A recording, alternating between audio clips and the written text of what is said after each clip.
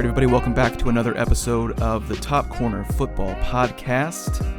With me today is my co-host, Jordan. Jordan, how are you doing today? I'm good, I guess, but I've been sick for a long time. I was going to say, now. You're doing okay. I'm doing okay. You're not doing lights out. Nah. You're not doing lights out, but honestly, most teams in Europe aren't either, so you're in good company there. I just like to be positive, you can't spread out your negativity.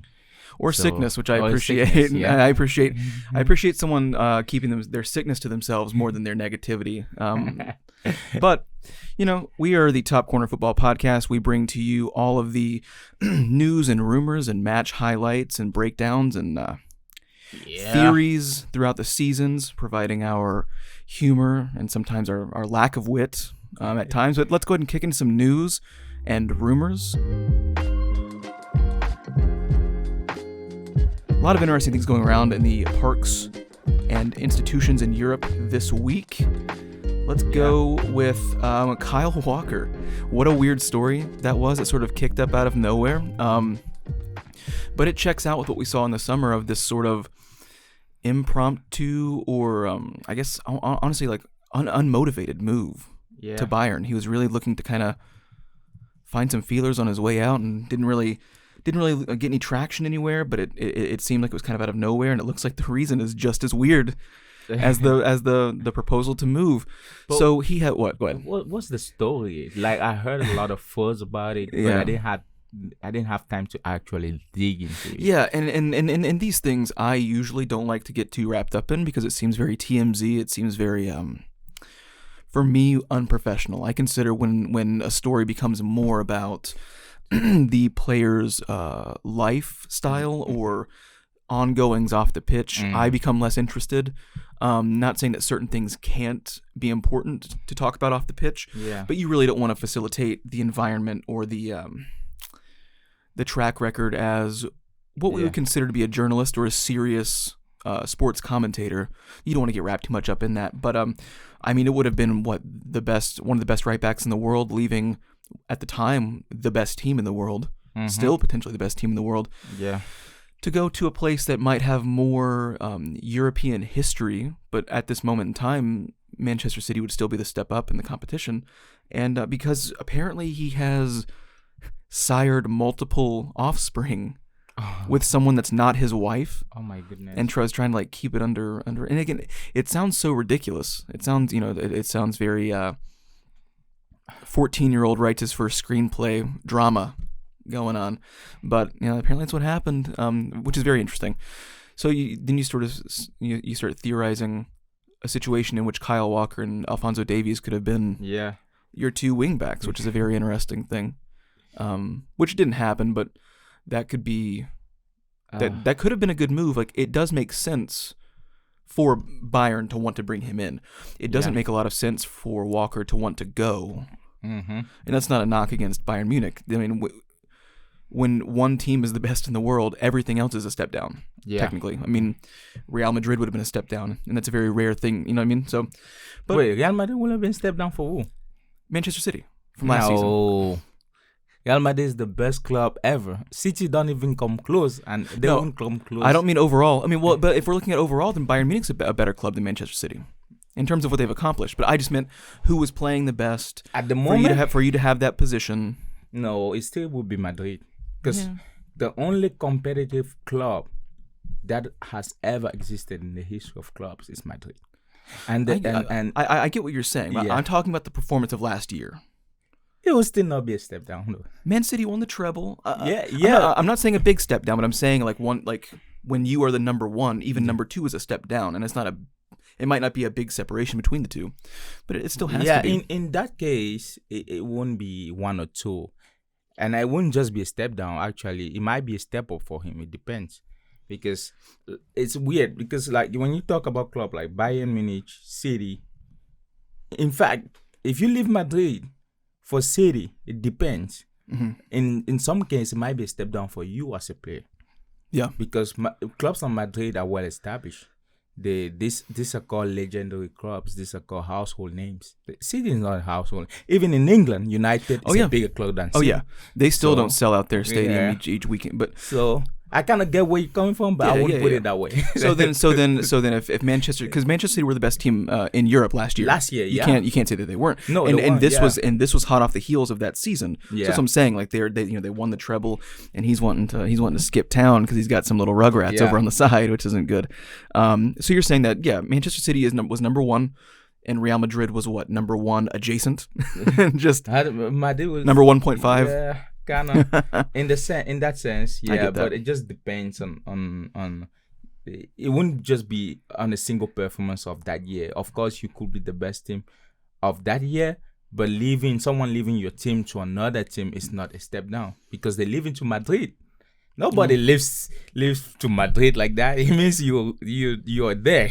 Yeah. Would you say, and hindsight allows us to say the answer is no, but when Manchester City won the treble, they looked as convincing that they could do it again as any team that's won 2 back-to-backs. Yeah. Either in their domestic league or in Europe. Like, they looked absolutely unstoppable. Because sometimes, you win the Champions League. When Chelsea snuck the Champions League away from Man City, big accomplishment. No one's saying that they didn't win it, that they didn't deserve it because Manchester City did not play well enough. But look at you knew that they weren't going to do it again the next season. But Liverpool that won the Champions League, you could swear your life on they could repeat it. Absolutely. Because that Liverpool was absolutely brutal. Exactly. But no one has ever done what Madrid has done. So I'm just saying, like, if I'm a player and I just won the treble with City, their performance in every competition was so dominating that in the back of your mind you have to say it's hard, but we could back-to-back one of these 3 titles. Yeah. And that's incentive for me, at least, to want to stay. I get that. So let's talk about the manager exodus situation. Everyone's wanting to go. Yeah, everyone wants to quit. Who are we starting with? Start with Xavi? Yeah, let's start with Xavi. I don't know. In general, I don't know if the pressure is so. There's so much pressure. Talking about Xavi, right? He came last year and they won the league. Of course, they're performing not at the level that a club like Barcelona expects. Yeah. The people, the fans, the club itself do not expect Barcelona to perform at this level. And the media also, even in the Spanish media, putting a lot of pressure on him. Spanish media is brutal toward Barcelona and Real Madrid. Yeah, because if you drop 3 points at any time, any given moment, their headlines are ruthless, absolutely ruthless. I feel like that's the 2 teams that still keep La Liga at the top of the European football, so that's why they don't mess around. Even if it's just in news and in article circulation, because I mean, honestly, aside from the domestic wins, between Real Madrid, I mean, Real Madrid are the ones that get profiles for winning big titles. Yeah. Barcelona, they have in the past. Don't get me like their history speaks for itself, but they for a couple of years now have not been at that same level. So you still need them to do well if you're a Spanish news outlet. Yeah. Because the better they play, whether they win anything or not, the more that you get clicks and eyes on your media. And I think Xavi said something. Was it after Villarreal? When he announced that he would quit at the end of the season. It was before that. Oh, yeah, before that. That was the... Yeah. The speech, I think he said something like, they don't know your worth. And... He's felt disrespect. Yeah. And from the top. From the top and even from the media. And he saw it. And he talked to Pep Guardiola and they all said the same thing. The thing about it is, he took the team last year. Was it last year? 2019 mid-season? No, 2021 mid-season. He won the league with that team. Now, Barcelona, people in Barcelona also have to understand Barcelona. This Barcelona is not Barcelona of back in the days. Even the philosophy of saying, Barcelona of 2005 to 2010, where all these players came from La Masia, it will be difficult nowadays because from 2009 or 10 to now, football have changed so drastically. Yeah. It wouldn't just, that's why even, because at that time Barcelona used to not buy players. They would just, it's kind of like a draft. So they just pick players from their own youth academy. Yeah. But it don't work like that anymore. Yeah. Not because they cannot they cannot still have that same mentality. It's just because also there's a lot of young youth players coming from everywhere. Yeah. Really perform and and hit your performance speed very, very fast that you need to cope up with all the team. So Yep, what you yeah. do, hey, you're gonna go over there, pick up a player or buy this player from this, from the. So you also have to give them time to build. I know they're looking at Madrid and say, "Oh, look at Madrid. Why they didn't give them time to build?" Like I always say, for Madrid, I always think Madrid is different, just because from the conception of Madrid, Madrid has always been a team that always buy. They don't train. They don't have their own youth. So for them, it's easier to keep rolling. Well, and they buy and they have an expectation and a good track record of immediate getting success. result, yeah. Right when you're in, you figure it Yeah. out very quickly. Yeah. Anything more than a half a Then- season to really connect, yeah, it's considered then- a disappointment. I think they should let Xavi not put so much pressure and let him build. Yeah, But yeah. because I feel like with these, and Barcelona is broken at this time because they have a lot of financial situation going on. Yeah, man. The managerial situation too, I feel like even in the managerial side, there's something broken. So even if they had a new coach right now, it will still be difficult unless they leave that person work for Yeah. say 2-3 years. I heard that's just rumors, but I heard that they were looking at getting Frank Rijkaard. He was so before Pep Guardiola came in, Frank Rijkaard was the guy who actually kind of put in the system of Barcelona as a football style in play for the pros before Pep Guardiola came in and just took it to another level. So they were looking at getting him, but this guy's been retired from coaching for 6 years or 7 years, or even 8 years. Their problems feel a lot like Manchester United in a way that the issue is not just one thing. Yeah. And they're all kind of stacked on themselves. Just because you remove one doesn't mean that the other ones will not compound on themselves and continue to further bring whatever sort of disruption it is. It's very difficult to decide. It's sort of like when you're a kid and you're cleaning your room, and your room is so messy that you're like, I don't even know where to start. Because for me to start here means that this area needs to be, it's just like, well, this is going to go over there and then that's going to be an issue for me here. It feels like that, but it's a club and it's been years. It's been seasons and seasons of this issue growing in every single department. And just to reiterate some of the accolades of Xavi as a player to deserve this bullshit that they put on him, this especially disrespect. when he's a Barcelona legend. Dude. So he is Catalonian native, so he is from that region of Spain that Barcelona hails from, which is very important to them. Yeah. Not just a Spanish player, but someone from the province, I believe. He has 8 domestic leagues, 8 La Liga titles, 4 Champions League titles, 4 Copa del Reys, and a 2010 World Cup with Spain. And that 2010 year, I thought he would have won the Ballon d'Or, but he didn't. Yeah. So for them to treat him this way, for him to say that he feels disrespect from them, is ridiculous. Those are the players that you want. Those are players that, honestly, those are players that France want to come in and coach PSG. Yeah, that's what they desperately like. They want a French native with all these accolades from a domestic club to come back in and absolutely dominate. Like these nations like having their national history build upon itself. Yeah. And they're just fucking him around, and I don't know why. Danny Murphy boldly said something. I mean, I don't know if he's a good journalist or columnist or whatever the hell his title is, but he said they should replace Xavi with Messi. Yeah, no. No way. No. He might be a great player. Now he's not a coach. He's not a good coach. And you don't start. You just don't start like that. No way. So, and you've seen a lot of, for me, I don't think great players make great coaches. I was going to say, because that's a big thing in American football as well. Yeah. Because for you to, if you are a great player, and obviously you usually play in a singular position. Some guys make late career changes, but you mostly are just where you are because you play at that position at such a high level. You understand the other roles, but it's almost always like you understand those roles and how they served you, not how they serve each other.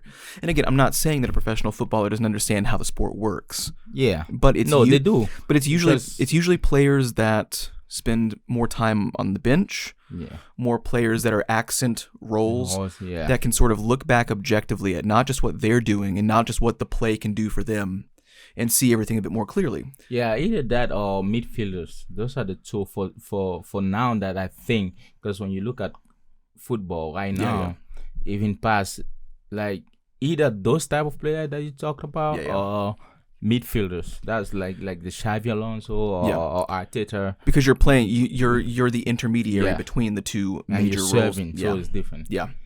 I mean, it makes complete sense why he should be given time. I do agree, and I don't think that everybody deserves. No, he should, and this is from an Arsenal supporter as well. Not every coach, including Arteta, deserved a lot of the time that he had. Yeah, he made up for it, and he's earned the spot. But that's the difference, though. So you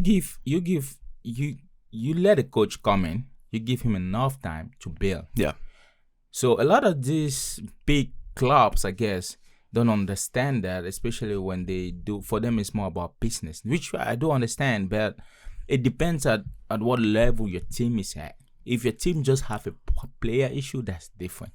We can fix it. But if your team has more than a player issue, managerial issue, financial issue, that's difficult to fix on just a team playing day in, day out. So that's not something you just fix like that. Yeah. So it's just different. You have to give enough time, but you also, it does not always behoove you to give more than enough time because it doesn't always work. Like you can sit there as an Arsenal supporter if you want and say, "See, I told you." It was just going to take a while. And it's like, like it worked out and it did take a while, but objectively speaking, they probably spent too much time on him, especially considering like when you look back, Unai Emery for a shorter period of time had them in higher positions in European competition, and when Arteta first got there, it was a very slow build, and we were hating on Unai Emery's performance. But the timeline suggests that he was better in a shorter period of time and could have possibly gotten to that same level, and he's proven that he can take not mid-table sides, but clubs that at first glance don't have any world-class players. Villarreal, when he Aston Villa, when he first took over Arsenal, and he can make things happen, especially in European competition.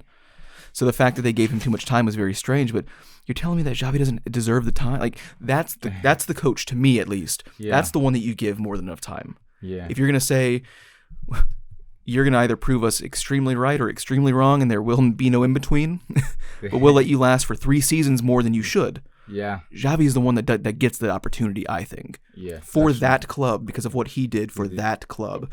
If he was somewhere else, I understand cutting him loose. This guy, I think you keep him for 45 years, whether he wins a title or not, and you bury him under the stadium. I don't know. Anyway, move on to Jurgen Klopp. What do you think about Jurgen Klopp here? Oh, before I start, the earth shook. Before I start, I will say this. Jurgen Klopp paying homage. This guy said he will retire. He will take, I think, a year. I think he said he would take a year off, and he's also quitting at the end of the season. But for him, he's quitting on good terms because he said it might be the good time for him because next year he cannot do the job, and let alone he cannot do the job. But he also knows that deep down in him, he's kind of tired a little bit because I feel like he wants some time for himself. Yeah, and this is how all his accolades. He got to Liverpool 2015, I think so, or 15-16.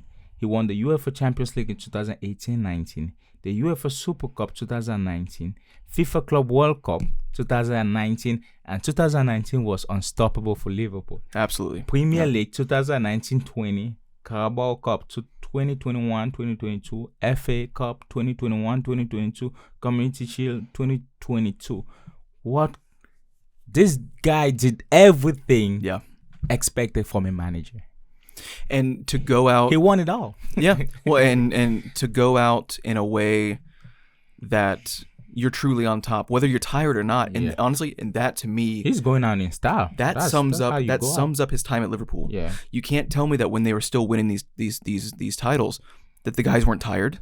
Yeah. You knew they were tired, but they're still working strong, faster and harder than everybody else that is either just as tired or not as tired. They found a way to always make something happen, whether they were supposed to or not. They knew that they could. So for him to be able to leave after possibly winning, and they're still in all these competitions. Yeah, and one thing I like Jurgen Klopp.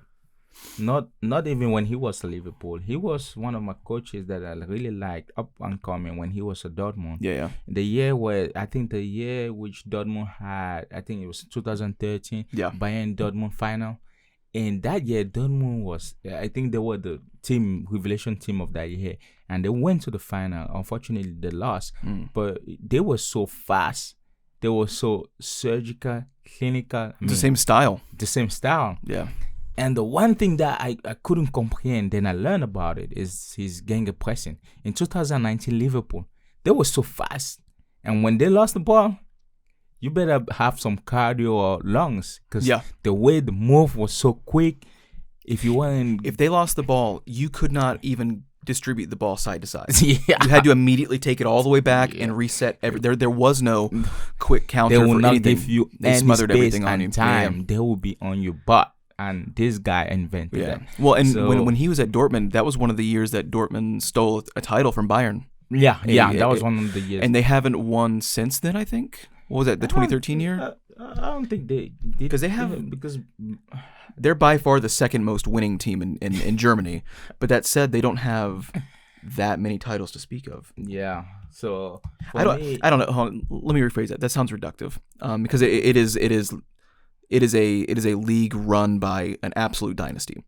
So for you to be in second place against that dynasty, that's a very big deal. I don't want to make it sound like they don't have that many titles. For the way the German system is set up, any club that has more than a one-off title is absolutely special. Yeah. Well, it's normal if you have one team that keeps winning everything. So I wonder how they even feel. Yeah, so Bayern Munich have 33 national titles. Mönchengladbach have 5. Dortmund have 8, which is by far the second most. Yeah. And the last title was in 2012, so that was when he was there. Yeah. So yeah, I mean it's been over 10. Absolutely beast of. It's been over 10 years. And it's wild. I always like him. I think he probably will be in my top 10 managers. Yeah. Well, and I think that the most important thing about it is when at Liverpool, when they won their Champions League and they won their Premier League, both of them, they lost the year before. Mm-hmm. They got to the final or that final step the year before, and they lost. Yeah. And they did not take that lightly. They did not take that as lying down. They it's.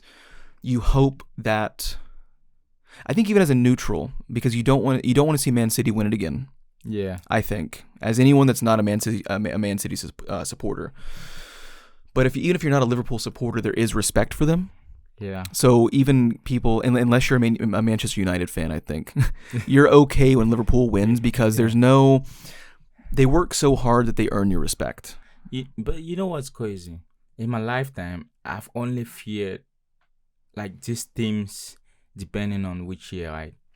I fear Liverpool of 2019 because they were the most fastest team, the most precise team. They had it all. They were clinical, surgical. They will score. They will win, and they will win every single game with players that are not immediately first in mind to think. James Milner, Jordan Henderson. He had them playing at a level that. Yeah. You expect a team that plays that well. Those guys are not in your. Who would you assume would be in that midfield? Not them. And I mean that respectfully. He gets world-class performances from players that are not at that level. Yeah. And has them playing against teams that, with players with higher price tags, more experience at playing in championship games, and he has them playing perfectly. The next team that I have been really scared was Bayern of 2020. By COVID Bayern. It was them and PSG in the final. Yeah. That Bayern and Barcelona of 2008, 2009. Yeah. those are the only teams that when you looked at and you were like, oh, should we playing against them? We're gonna lose. There's no chance in getting 3 points. There's really no chance in getting one, because even if we score in the 89th minute, somehow they're gonna squeak one more by. It's just like and it's really cool seeing those teams come up, because again, whether they're even if they're your absolute harshest rivalry, there can be a respect that develops, and if you're an Arsenal supporter, you hope that you can do something similar to what Liverpool did, where, you conceded the league last year. Yeah. And you hope, but the last 5 games or so, dropping those points made it very unlikely that it's going to happen. But you want to have that winning mentality, that absolute comeback mentality, like that sort of Wolverine mentality that Liverpool had. And, that's getting increasingly unlikely. Arsenal did look good during the match against Nottingham Forest yesterday, away from home, despite conceding a late goal. But no, that is all to say that Jurgen Klopp's an absolutely unbelievable manager in his ability to, even in failure, inspire to then have an assured victory later. Yeah. Like, there is no conceding a loss, conceding a league, conceding a title was never the end. And you felt that. You felt that they were there, that they deserved the right to be there the next year, and they proved it, and they did, and they won it. It's wild. Yeah. So, what about Victor Osimhen? You know what? I always thought this thing would come back. It's like a boomerang. I always thought it would come back where it started. All this December, we were talking about, hey, is he going to leave? Is he going to leave? And he just went and extended his contract. But now, either PSG or whatever club or wherever he chooses to go to. And for me, I already knew that Osimhen would leave Napoli. Yeah. He probably didn't know it, but no, he did. He did. He seems like one of those guys, and I don't think it's a bad thing either. He wants to be the one. I mean, it's his career. Yeah. It's his choice. Even if someone has a way to get information, even if someone that he trusts squeals like a little piggy and starts talking to the press, he's not going to immediately dismiss it or call them liars, really, but he's not going to confirm it just because it's out there. The truth can be out there, and he's not going to acknowledge it, because why should he? I mean, it's his career, it's his choice. He already lit up Kvardashelia's agent for even theorizing, because you remember that story, don't you? Yeah. He's saying, like, well, he's going to go to Saudi Arabia. It's like, keep my name out of your mouth. You know what I mean? Like, and I do completely agree with that. I understand that feeling of not having control of your own career, or how information about you, yourself as a person, or you as a professional gets released to the media. It's a very frustrating thing. Yeah. But this does look very much in line with what was expected. Top level English clubs, which at the moment, you take out Man City from the equation because Haaland is there. Although, I don't know if you've seen it or not, Haaland has sort of a renewed interest in Real Madrid. Real Madrid, yeah, I've been hearing those because of Messi winning the FIFA Player of the Year, and him sort of realizing, oh, it's weird though, because I felt like I read somewhere that I forgot what coach said that. I'm not entirely sure about everything, but it was on All Football, and he was saying that it looks like the voting for that was a little bit broken, because they didn't expect that. And there is always a priority for, especially, because Messi and Ronaldo sort of created this, where Barcelona and Real Madrid are the highest profile for these conversations. So, he is kind of right. If he was going to win it, he deserved it. We've had that conversation. He was clearly the number one to win that. Bellingham said something about him coming to Madrid. But would you imagine how wild would that be? You have that's crazy, because if you have Mbappe, you have Haaland. Yeah. You have. It's scary. It's scary though, because you start feeling. This happens in American football a lot as well. It happens a lot in basketball too, where you start theorizing, these two or three great players coming together, and it immediately being a success. Those things are red flags for me, because they're not guaranteed, and they have a good track record of not working out. No, I do understand that. Yeah. It's the same thing as, I don't know if you ever heard about So there's a reason why Madrid is Madrid, right? Because in 2005, Madrid started this whole campaign. Actually, when the current president, I forgot his name, it just slipped my head. When he took over, he wanted to. Madrid was they had so much problem, and he wanted his whole campaign to revive Madrid was based on Madrid having the best players in the world, and they call it the Galacticos era. Yeah. Madrid had all players. I'm talking about Beckham, Zidane, Figo, Ronaldo in one team. Yeah. And I was like, oh shoot! Everybody was hyped up. Guess what?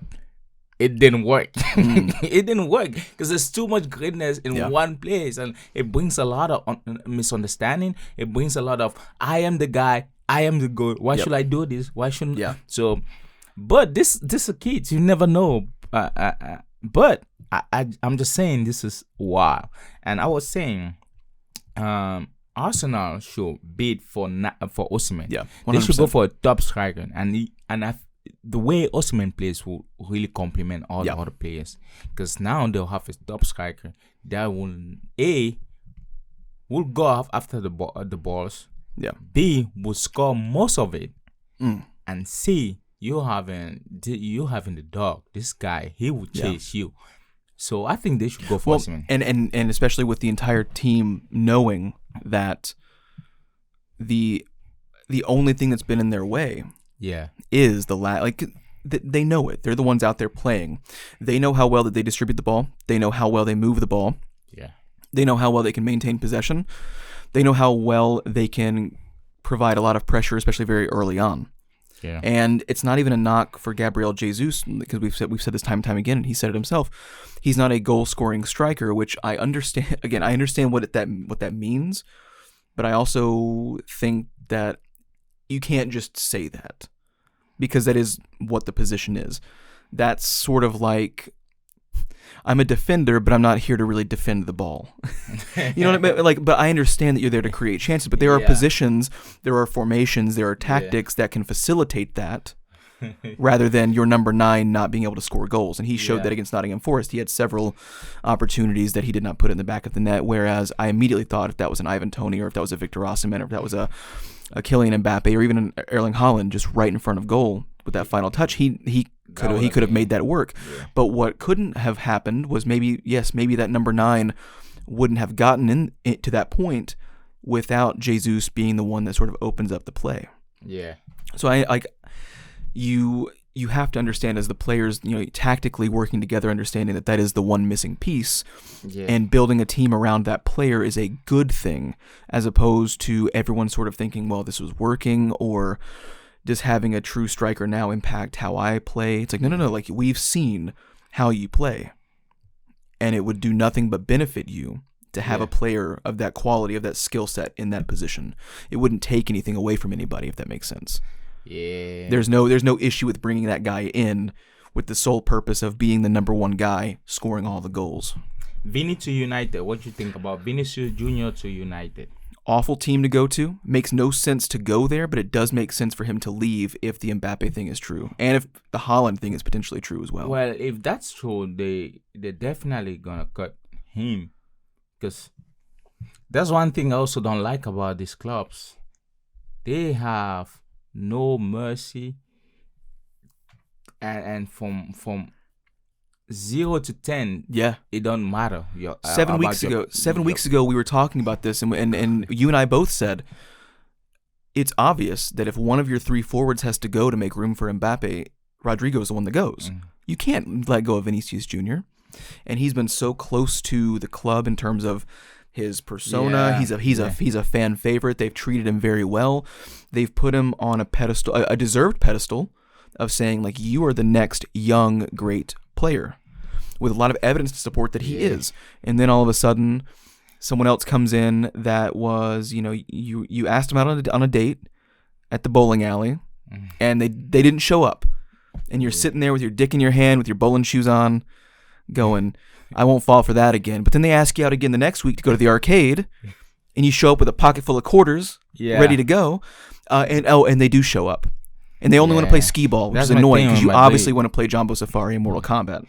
Because honestly, oh man, I I wouldn't want to see him going elsewhere. But if Mbappe is coming, if and only if he's coming, it will be difficult to accommodate those two. Especially that I know for a fact Mbappe is not going to play striker. Yeah. He don't like to play the position. He wants to be more of someone that can feed and that can score. Yeah. So well, then here's a question though, because I don't know if I floated this out to you or not. I think I did. I think I did.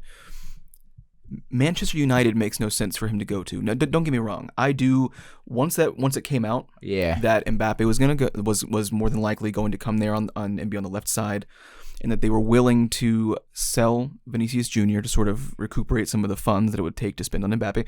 Once I accepted that as a possibility or as their likelihood of what they were going to do, I said, okay, he can go somewhere. He can go somewhere. It's not that he's just meant to like live and die with Real Madrid, but going to Manchester United with their play style, their lack of tactics for 2 seasons now, their conceding goals left and right, their lack of cohesion in the midfield to distribute the ball and feed the ball to the forwards. It makes absolutely no sense why he would go there. It's going to be difficult. I don't care if he's there to replace Rashford that looks like he could be on his way out because of disciplinary stuff. Again, they need a player and he needs to go somewhere. But I don't know why he would ever pick there. And I feel like Liverpool would be a better move. That's what I was saying, that left wing. He's more consistent than Luis Diaz on that left side. I don't think Diaz is a bad player. But all of a sudden you have Nunez and Jota in the middle, kind of switching on and off. You have Vinicius Jr. on the left, and you have Mohamed Salah on the right for another season or two. That's really good to me, and that makes sense. He's that fast, pacey guy down the wing. He works hard. He can cut inside. He doesn't have the best shot in the world, but he does have a better shot than Luis Diaz. He could play very well in that role. I that makes sense to me. Nothing about United, how they play, and what he brings, I see no incentive for him to go there. Yeah, me too. I don't. Well, let's see. Let's observe and see where he goes. Yeah. Nice. Observe the I'm situation. Rashford drama. How about that? Yeah, well, good. Yeah, good segue into it. So, yeah, I don't get me wrong. I think everyone's done it. Everyone's called in sick to work when they're hungover after a night out. Although one quick story. This is a good one. I used to work at a department store that I will leave nameless, but I was one of the stockroom guys. So we would do truck shifts early in the morning, sometimes 2 a.m., sometimes 4 a.m. Well, we had a 4 a.m. and my friends, this was before I drank, but I'm also not a bar guy, so I wouldn't have gone anyway. And also drinking before work is just, I don't know, but when you're in your early 20s, you do it. We show up for a 4 a.m. truck, and 4 of my friends that I worked with there show up. They looked like Night of the Living Dead. They looked absolutely horrendous. Their baggy eyes, all bloodshot. And we're working, and they're dragging ass. And I'm like, oh, my God, what are you doing, man? And I look over, because 2 of them were working the same aisle, and they were stocking a Lego aisle. There's just a whole aisle of Legos. Small boxes, really shitty. No one wanted to work there, because it's like tons of boxes, all small. You get to fit them all in. And I look over, and both of them were on their hands and knees, hovering over the same empty box, dry heaving into it, almost about to throw up. And, you have to understand when it's a work day. And, you can go to the clubs, you can do this and that, but no one wants to, catch your, is someone going to fall in with a garbage pail while he's taking free kick practice? Like, no, man, just don't do it that day. And wasn't he a hard worker like 3 seasons ago? Wasn't he the one that distanced himself from Paul Pogba for being a bit more of a goofball in partier? Because him, Pogba, and Lingard were like boyfriends at one point. Like, inseparable. And all of a sudden, Pogba started, he started taking himself more seriously. Rashford did, and now all of a sudden he's Mr. Hugh Hefner. I don't get it. I don't get it. I feel like I don't know. Is he over United? Is he over Erik ten Hag? Is he over whatever is happening there? But he's responsible. Like that doesn't make sense to me. If there was a goofball partier that's doing that, I get that, and we wouldn't even be talking about it. But the reason that we and the media are talking about it is because he was, until this point, serious. Yeah. He did things for the community. He was Yeah. he was a good on-field leader. He showed up for practice. When he was late, which I understand. You can be late once or twice and be punished But properly and it not be a big deal. Yeah, I think there's also rumors coming out of him not being disciplined or respecting the coach too. Yeah. So Which again, that just doesn't seem like him, and I think that's partially No. why we're talking about it. Is that Yeah. he's done a 180. If you're a shithead player with a bad reputation, yeah, I get it. It still makes the news, but this is a like, what is going on? and I'm always gonna be for the manager in terms of players respecting Yeah, how things yeah. are supposed to be. But you also have to think about this whole situation. Whatever is going on in there too are affecting the players in a negative sense. Yeah. It's not about because like if you had a manager like Mourinho or even Pep Guardiola, you won't mess around because if he sits you Oh, down, you're yeah. gonna say, right? But the difference is that people will want to play because the chemistry and the cohesion between players is actually there. But it seems like at United, there's so much things that are distorted to the point where it's difficult. And I feel like these are the repercussion, or these are the how will I say it? This is what come off of whatever has been happening in there. And I feel like because Rashford is a great in terms of what I've read about him so far. You know, he's always been that guy on and off of the field. Yeah. But you have to ask yourself, what is he? Because people that are like that don't just switch like that. Something always happen. Yeah. And we can stay and say, oh, well, even if something happened, he should learn to respect whatever. But also say, hey, human beings are human beings. And you can't just see from one eye. You have to see from the other eye too. Whatever is happening there is also affecting them. Well, that was Rashford, my man. I like Rashford. He's your man, my really? friend. Oh. Yeah, he's kind of like Saka. He's fine. He's Oh fine. well, okay, I get that. Kylian Mbappe will announce his decision over his future in the next fortnight. What the hell does that mean? He's such a wannabe LeBron James. I swear to God, he's gonna sit down with a little dress shirt on in front of a green screen, and he's gonna state where he's taking his talents to. This article is funny. The Kylian Mbappe's transfer saga is at last set to come to an end in February after years of links away from Paris Saint-Germain, according to report. Oh man, I think this deserves a whole reality show by itself. But not because, for me at least, not because it's interesting enough. Yeah. Because it's like, okay, I'm trying to think how to say it.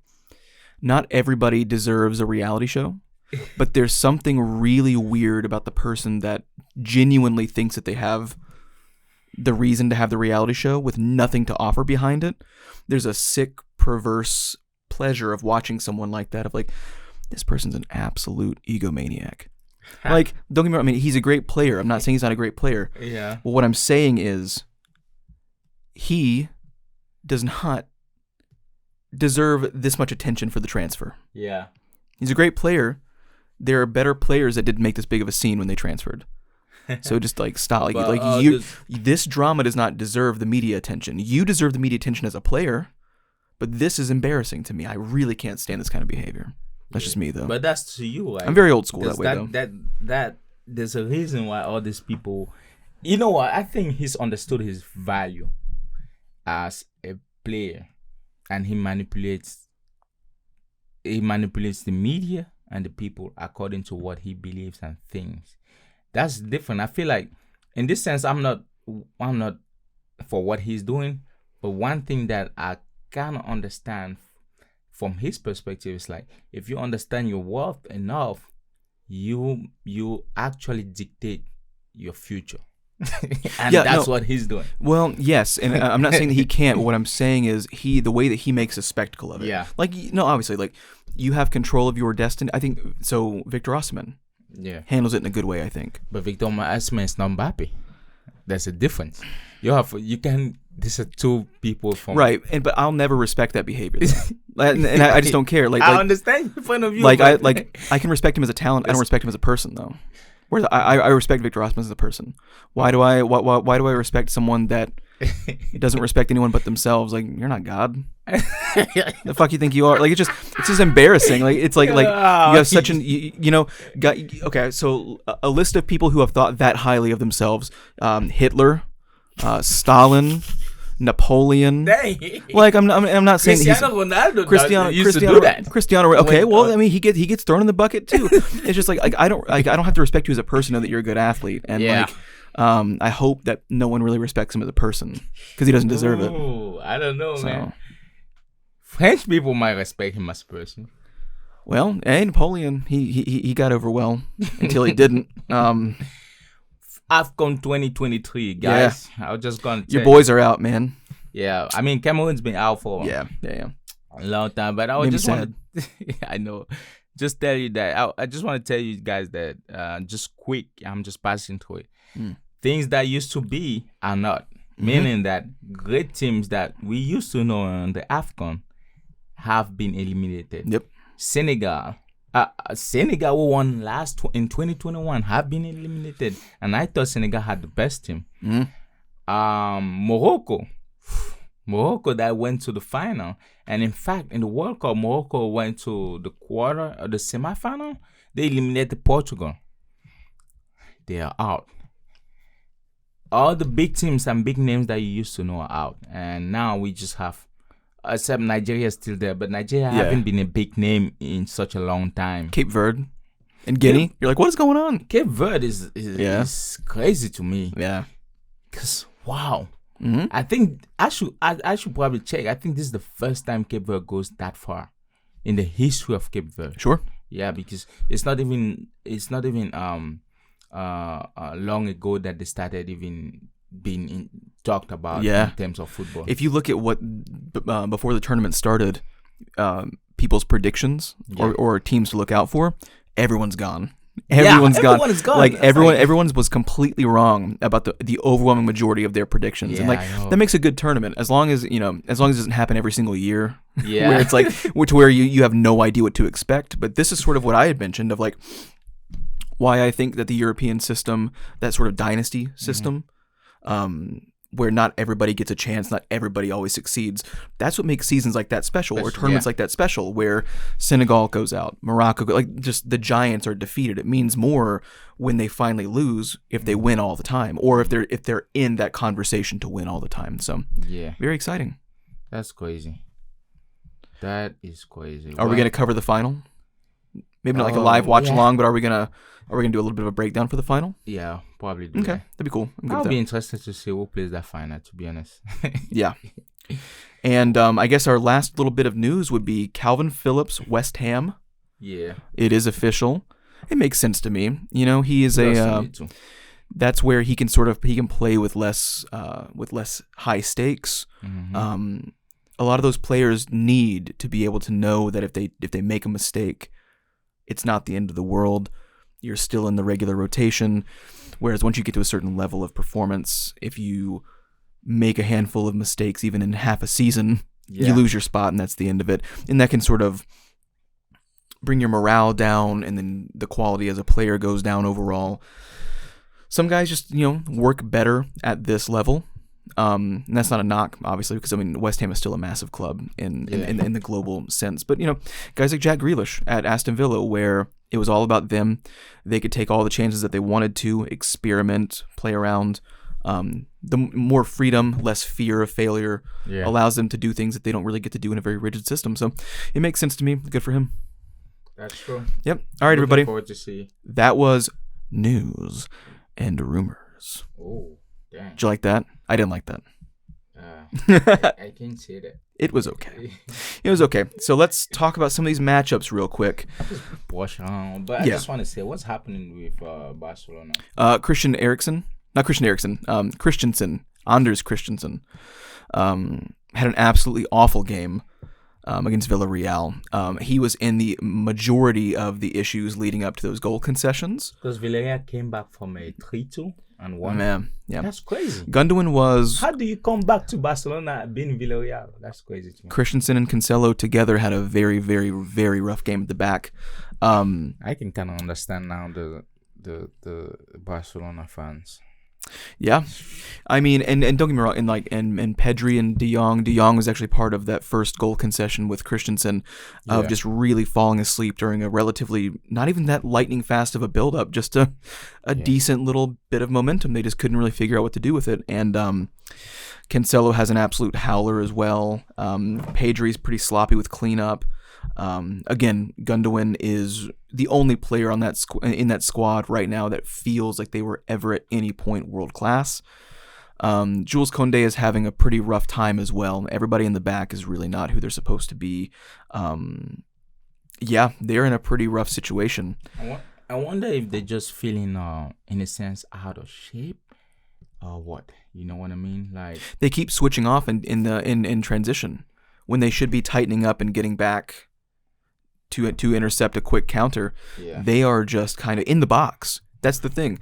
Pedri, Christensen, De Jong, and Koundé truly in the box, just switching off. And Koundé at one point for that 98th minute goal looked like he was on ice skates. It was really, really, really rough. And I understand more if you are dispossessed in your attacking third, a quick ball over the top with a one-on-one with a defender, and someone with pace or more physicality gets around you, and then it's a one-on-one with the keeper. I understand that. That sucks. There are ways to solve that, obviously. But this whole situation where it's like a 25-second build-up, several passes building up in this transition, and Barcelona are just nowhere to be found. Yeah. That's the issue. How many seconds are you going to give them to actually build things up?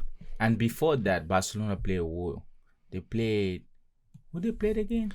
Because they considered 9 goals in 2 games. Yeah. I forget who that was though. But no, I mean, that's the issue. You know, if you Liverpool would do that when they would concede goals, when they had such a high line. You know, I mean, like a quick dagger from over the top. I get that. That makes sense. That's going to happen. That's a risky way to play. But when you give them that much time, when the opposing team gives Barcelona that much time, to set things up for some sort of makeshift low block just to get some sort of people behind the ball, and they're unable to do it, it's unacceptable. Oh, dang. They're fine. They'll be okay. They're gonna get a better coach. Who is Xavi anyway, except for part of your fucking lineage? You know what I mean? Like, don't worry, guys. Well, there are other options out there. Fuck the hometown hero. Dang. You know what? Aston Villa and Newcastle. Let's talk about them. Oh yeah. What do you think? Because that was a 3-1. Newcastle took them down, right? Yeah.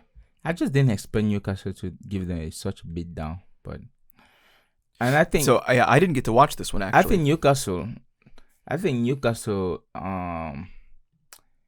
they broke the record. Aston Villa had a number of games unbeaten at home. I forgot it was 20, some like that. It was pretty substantial. Yeah, and Newcastle just came along and just broke it down. But I didn't expect Aston Villa to lose like that. Shaw is a good player, captain. Yeah, he had 2 goals back to back in pretty quick order. Yeah, it put a good defender too. So what was the issue that happened there? Because I mean, 3-1, 2 of those goals coming from a 5-minute window.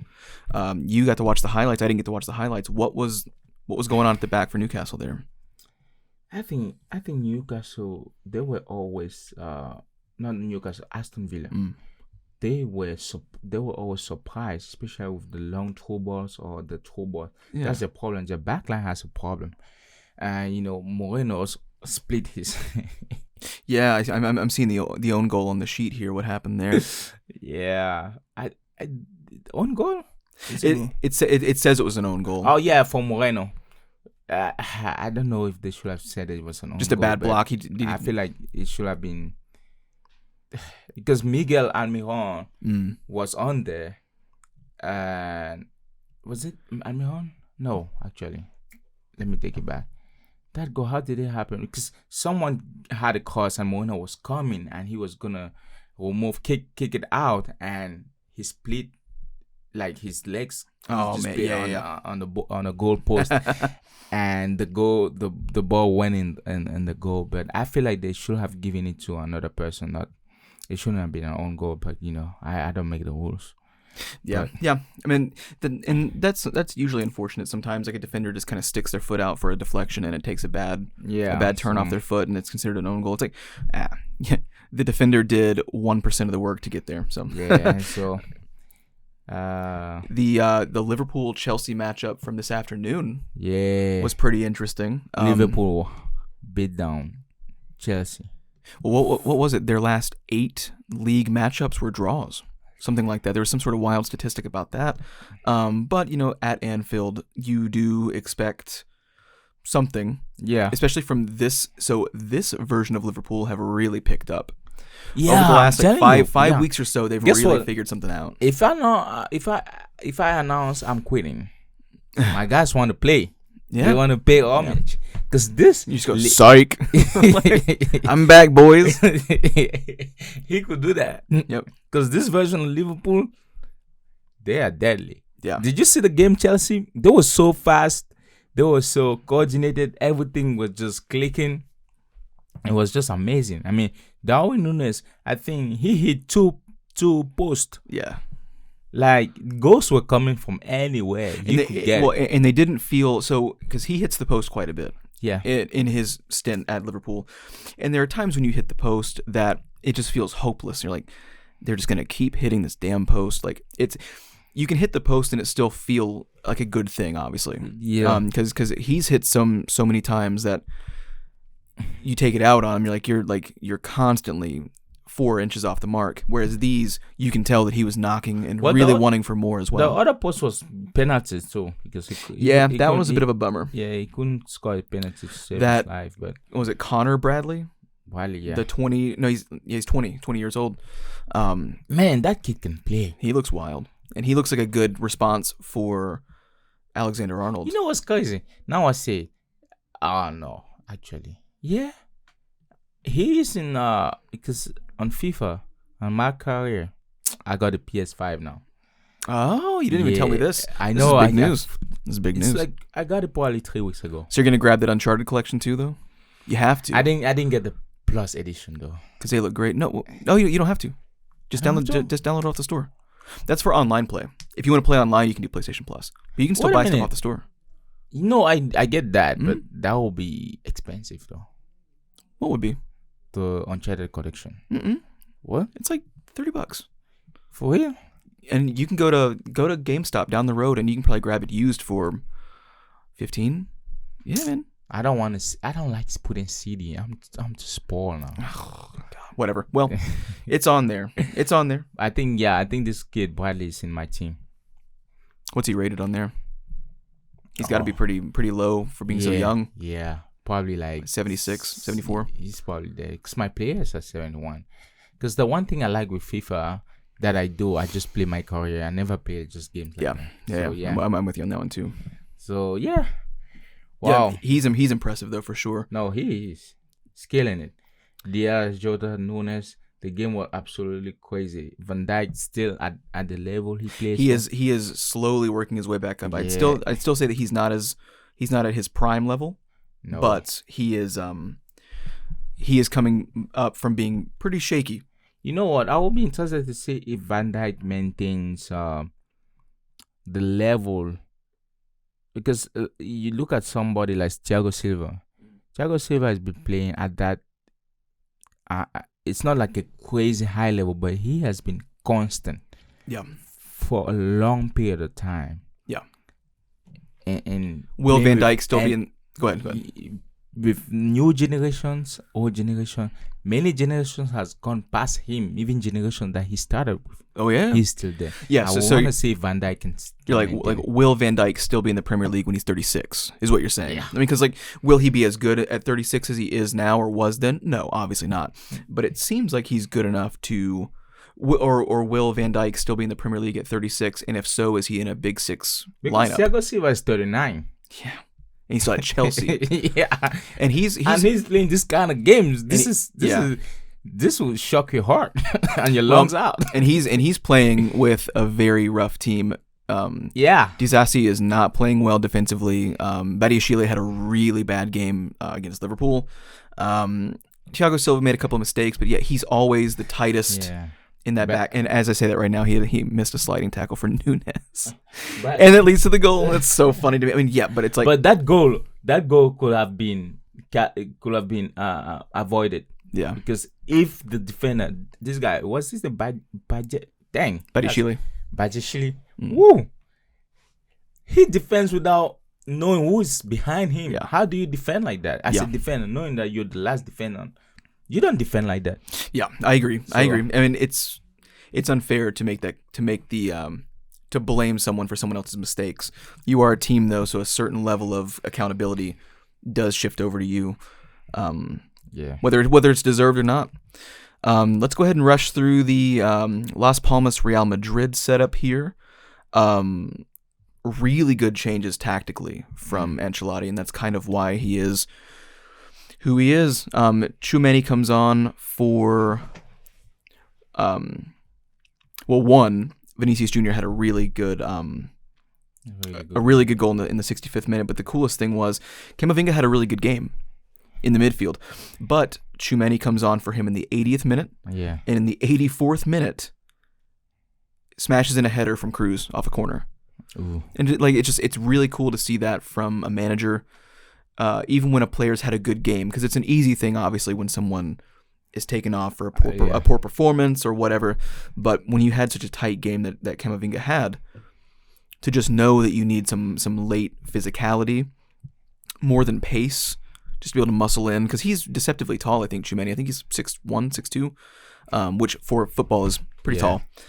And it's just really cool to see a sub make an immediate impact on the game. will not be mad if Tchouaméni leaves Madrid, because Madrid has so many stacked midfielders. Yeah. And I feel like having that many midfielders, some might not blossom in what they're supposed to be because of the time played they don't get on the field. But he does things that the other guys don't do, though. That's another thing, though. So I'm wondering if Ancelotti is wanting to wait, in the sense that if Kroos decides to leave now, he can integrate all of them at once. But if it's not, because for me, the one thing I always hated about Madrid is one of the only teams that will buy 7 good players at one position and they'll kill careers ever since. So that's one thing I don't like about it, because Tchouaméni should be playing all game. Camavinga should be playing all game. But who are you putting?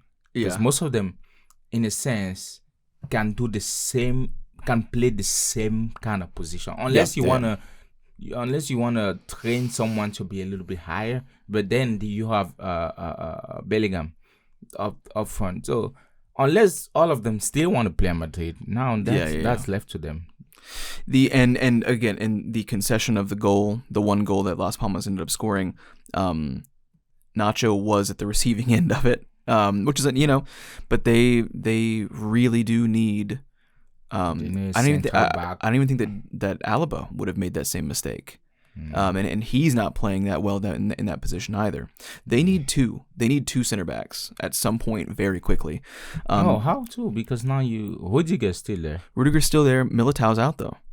Once he's back, it's fine. No, but so okay, one center back to complement Rudiger and a left back. Because if you get 2 center back. Well, no, I'm saying because they have an injury issue right now. Because Alaba's out with an injury, Militao's out with an injury.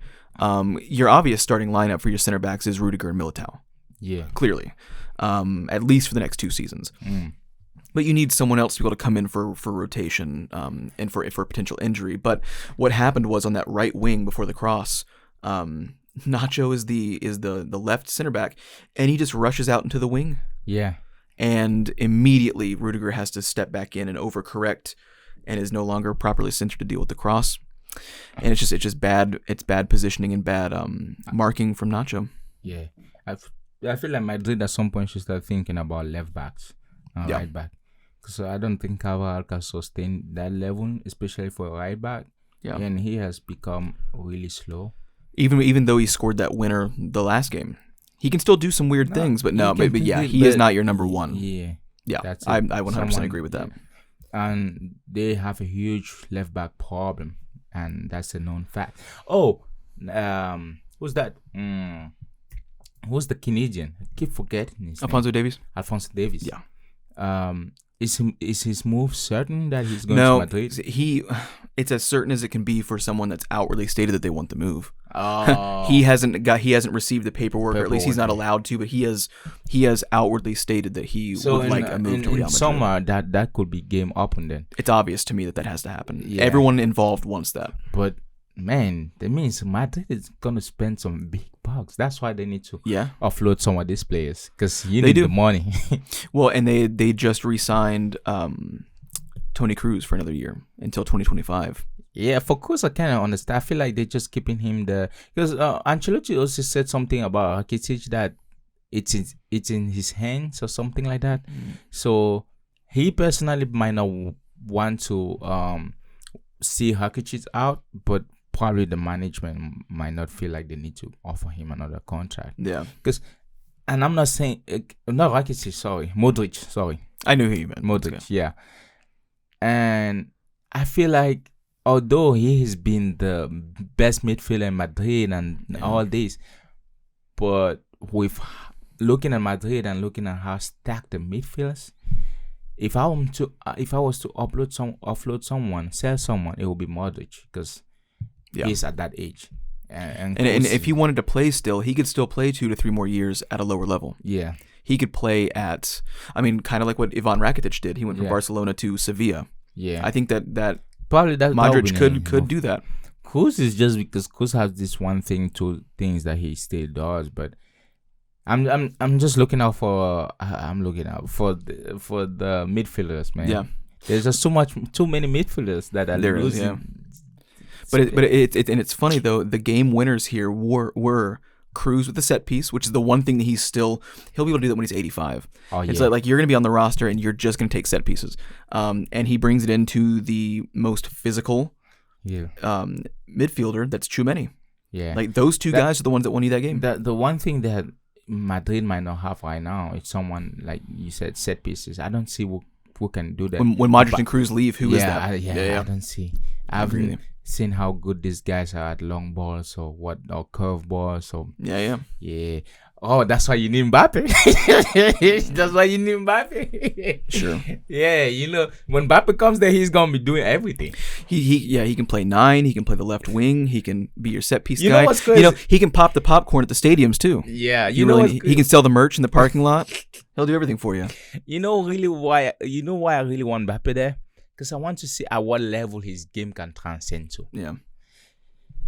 And I also want to see what accolades he could get if his game goes to that level where there's nothing going or nothing to be talked about apart from talking about Mbappe. Just like we had Ronaldo, just like we had Messi. I want to see that. I've also heard that he's really good with the kit laundry as well. He uses a lot of fabric softener. And he better start using some really high quality bleach for Los Blancos, because otherwise they can't have any grass stains on the kits. Boys, come on. Because it's white. Yeah, you can't do it. You can't do it. So hopefully he brings his A game with the laundry as much as he brings on the field as well. You got the power rankings? I do. So for me, it's pretty straightforward. Not too many changes, but a couple. Especially from today's performance here. Liverpool, number 1. Madrid 2, Inter Milan 3, Manchester City 4, Bayer Leverkusen 5, Bayern Munich 6, Girona 7, Arsenal 8, Aston Villa 9, Juventus 10. I think people are underestimating Juventus a little bit. They're not fun to watch. That's why. They're kind of boring to watch. But they made up for their point deficit that they had.